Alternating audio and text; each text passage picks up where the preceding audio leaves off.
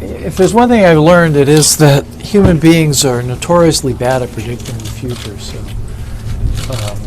I don't think I did a very good job of predicting anything last year. So maybe this year I'll just stick with last year's predictions. There's been a lot of talk about Pablo Sandoval's weight and all that. You want to weigh in on that for us? Weigh in. I didn't mean something about Pablo, I think the main thrust of his off-season program was about agility and conditioning, and so the only thing I will say is that he came in with a body fat ratio of 17%, substantially down from last year. That's what we were looking for.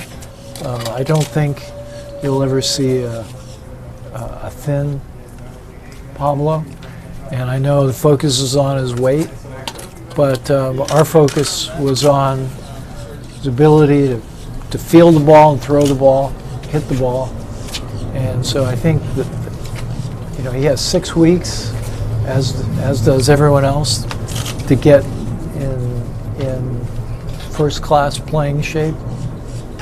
That's part of what spring training is about, so I have every expectation that he will.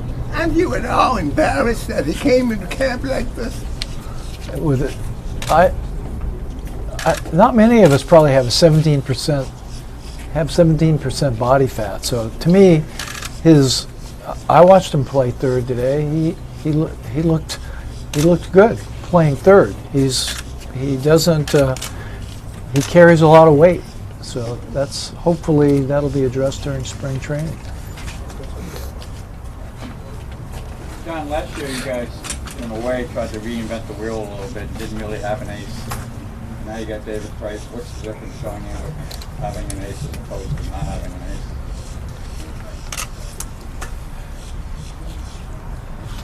an ace? The difference between, so when you have an ace, you're essentially replacing your number 5 starter, right? So you'd have a number 5 starter in addition to your other 4. So there's no doubt about it, having an ace is a terrific thing.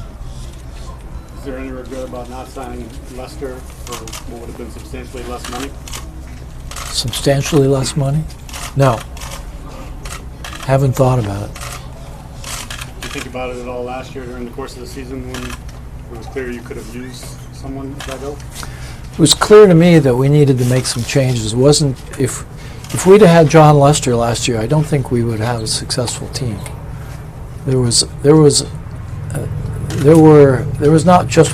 not the lack of an ace last year. When you say that, John, when you say that you needed to make some changes beyond not having a number 1, what in your mind were those, and have they been successfully addressed?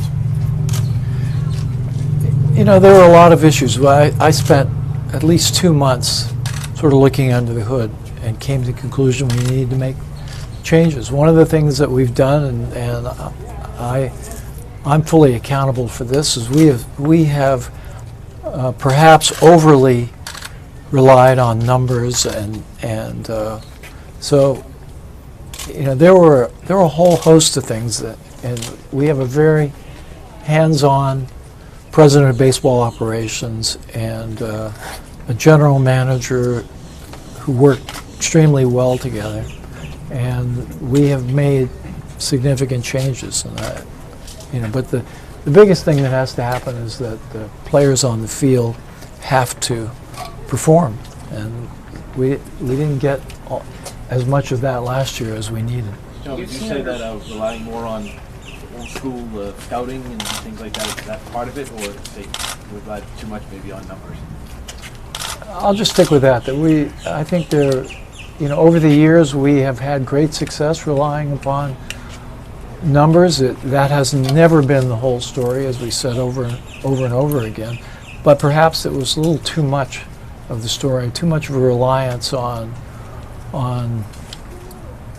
past performance and trying to project future performance. And that obviously hasn't worked in 3 out of the last 4 years. In terms of player performance, you've seen a handful of expensive free agents not live up to expectations. What have you learned from some of those experiences that you think you can apply to future sorts of investments?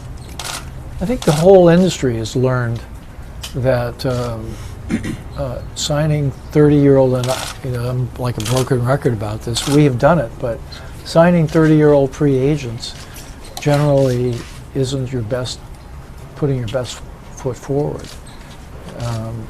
And that's been, I think, proven time and time again. But we've been committed to growing our resources and putting those resources to work. And it's very difficult to go out and find a guy like Moncada who you can go after that's 19 years old or 20 years old or 22 years old. So it's an issue, and so we've learned, but I think everyone has learned from it. John, Maybe not enough.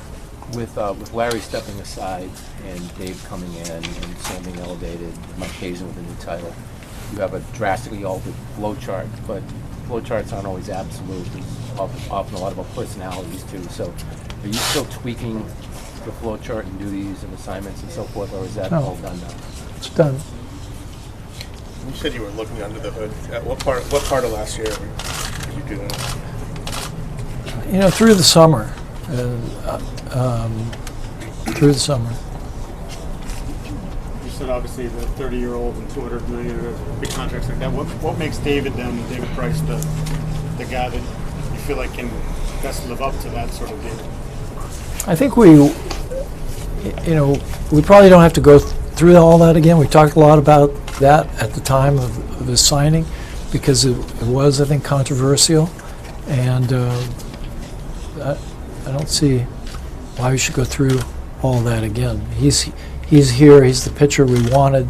He was our #1 target. We explained all those reasons why. John, what are your thoughts on David Ortiz announcing this to be his final season? Do you think it will be his final season if he does what he does? I think I'm quite sure, quite sure, it's going to be his final season, and very much looking forward to appreciating him this year. What's he meant to you guys? He's met 3 World Series rings. I mean, last night we were talking about the 13 postseason, and but it wasn't just 13, as you know. So he's been the face of this franchise probably more than anyone else since I've been here over the last. This is my 15th season. I guess this is his 13th, 14th with the Red Sox. John, what made you realize that you may have had an over-reliance on numbers? Results. John, can you talk about having your manager back this year? Very happy that he's back, that he's healthy, and looking forward to getting off to a great start. And listen to what he had to say today. He had the right message, I think, for this team, and looking forward to him being back. John, with that change in philosophy, does that make a little bit this season even more exciting for you going into it with something different? For me, it's an exciting season because for me, it's also been, I think, the longest off season. Felt that way, and just we made a lot of changes. We saw a glimmer of something in the last 6 weeks of the season. These young players are exciting to watch. So we have, there's a lot to look forward to. John, can you describe this day, the significance of it, just to having the team after a long off season all together on the field at the same time for you? What's the significance of this day? The first day of spring training is always maybe the best day of the year, except unless you end on the podium at the end of the year. John, how have you seen Dave Dombrowski kind of put his stamp on the organization, apart from the obvious transaction and acquisitions, but maybe some of the behind-the-scene things? Very hands-on. We worked together for 3 years in Florida, and when I bought the team in Florida, I held up a sign that said, "Trust in Dave." Very much trusted in Dave. He built a team from scratch while I was there. They won the World Series the year after he and I left. I have tremendous confidence in him. I have confidence in Mike Hazen and in our baseball ops. And so he has made adjustments. It hasn't been a revolution. It's been more of an evolution. But he has a different style, I think, than we're used to here. And I think it's melded very well with the front office. John, can I get your thoughts on how you feel about what you spend on this team? Did you feel there was an obligation after the last couple of years that you had to spend more to turn this around, if it was maybe more than you wanted to spend? I don't know if we spent more than we've always spent. I'm not sure, maybe. But no, we've always felt that we needed to spend as much as we could reasonably spend to try to put it. I think we're second in these 15 years.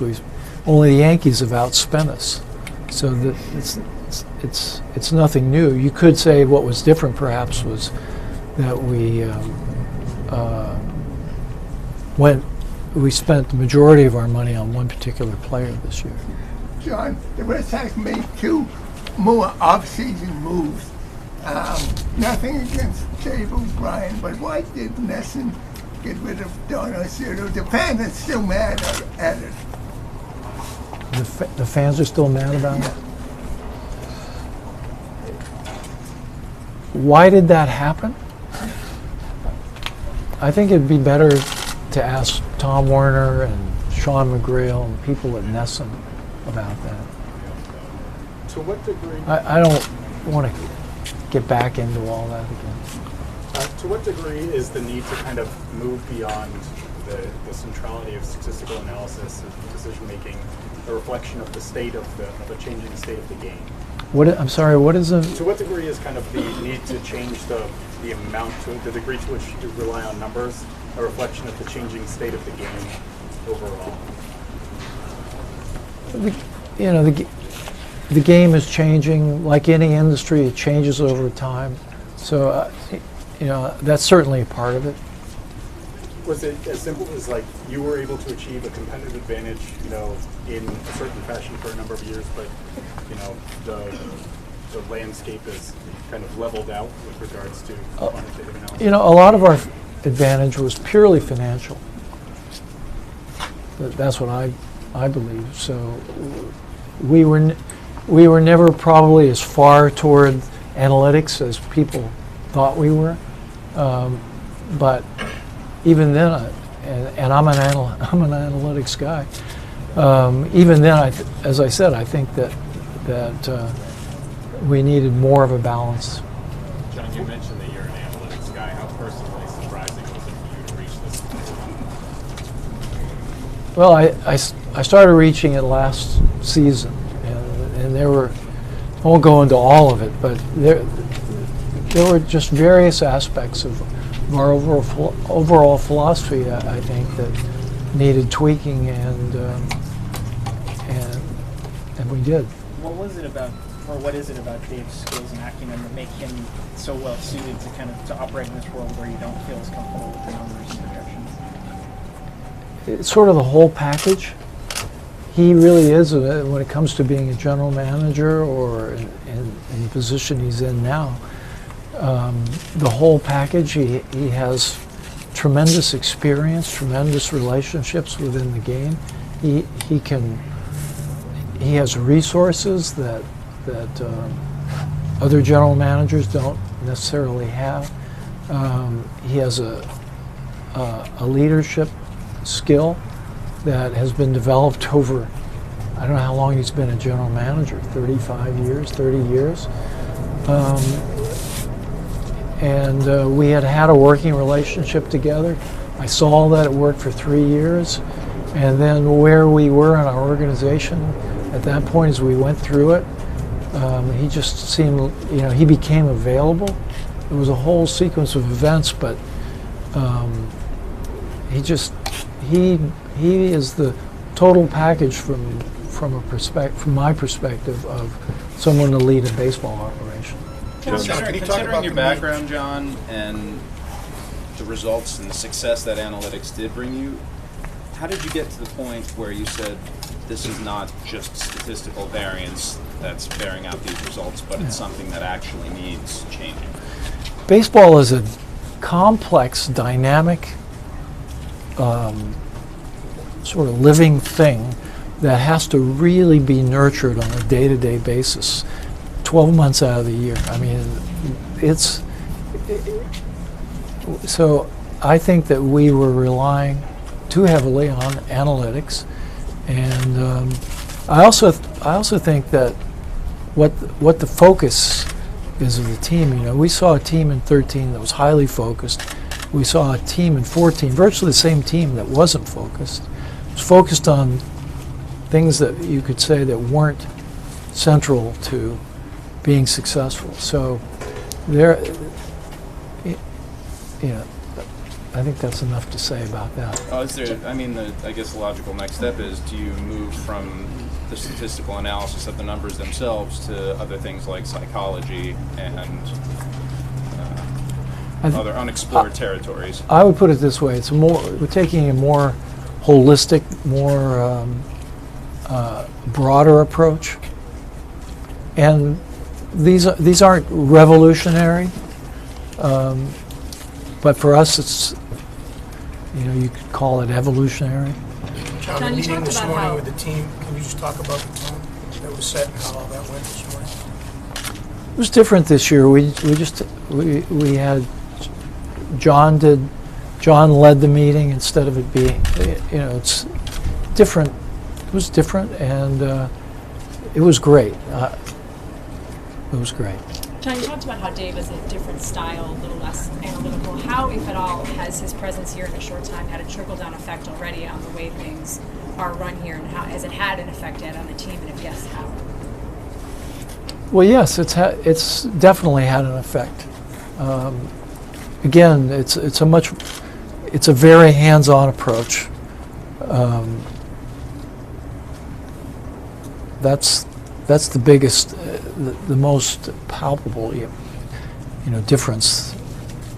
So, John, did the off-season moves reflect the emphasis, or is that going forward, or did the moves? Yes.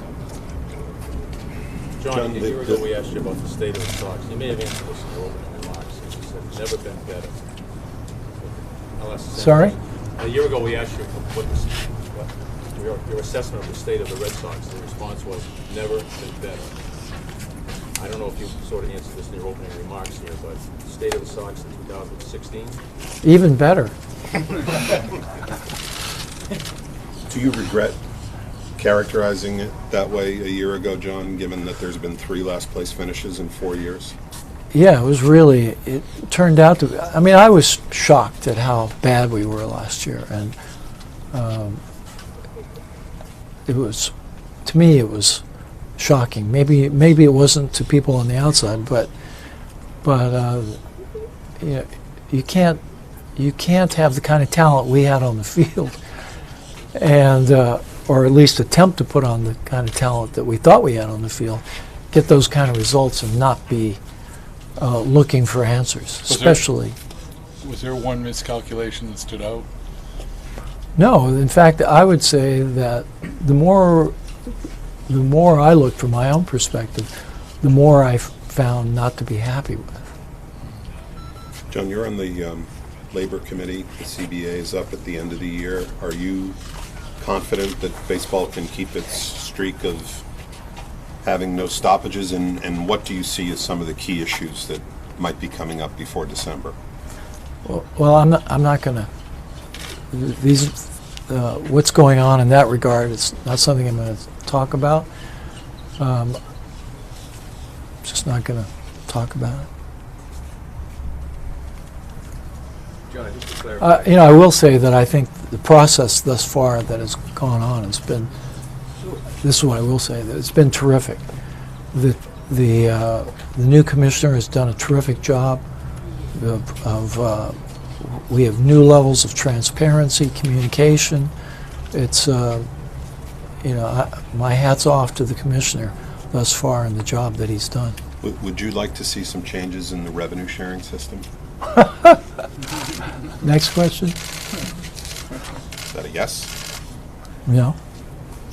John, just to clarify, we're talking about Pablo and you said fat ratio of 17%. You are indeed talking about body fat, and that's what he came in at, Yeah. 17?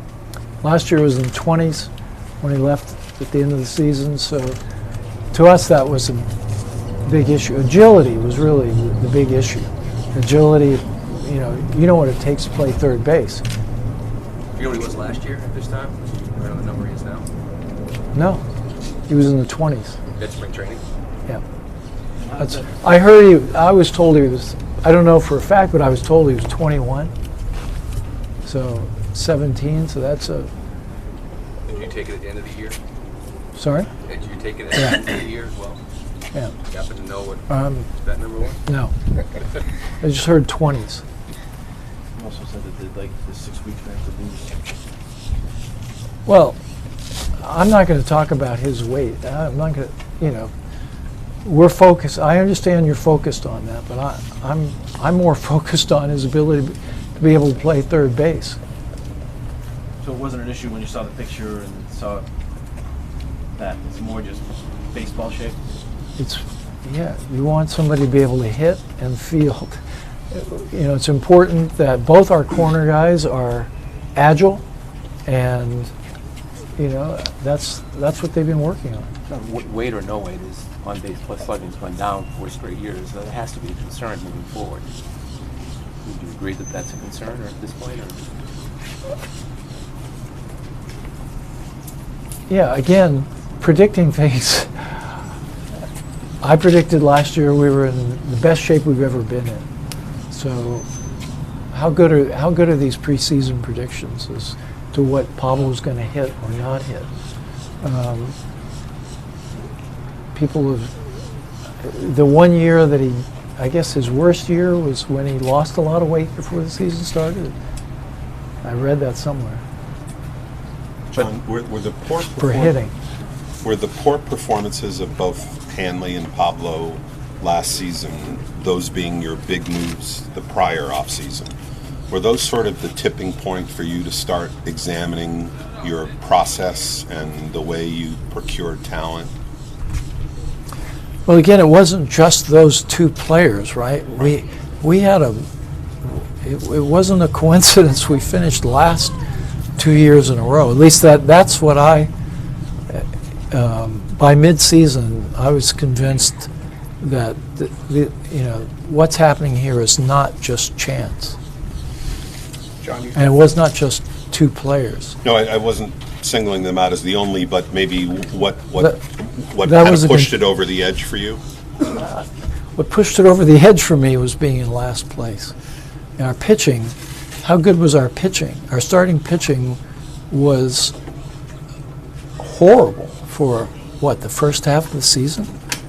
That alone probably would have put us in last place. John, you said that John Farrell led the meeting today. Did you have a chance to speak also on what kind of message did you try to... No, I didn't. I don't generally speak. John, if the season starts out the way it has the past couple of years, how much of a reflection is that on Farrell himself, and how confident are you that he's going to be able to keep the focus with these guys? Yeah, I think it's going to be a reflection of the team.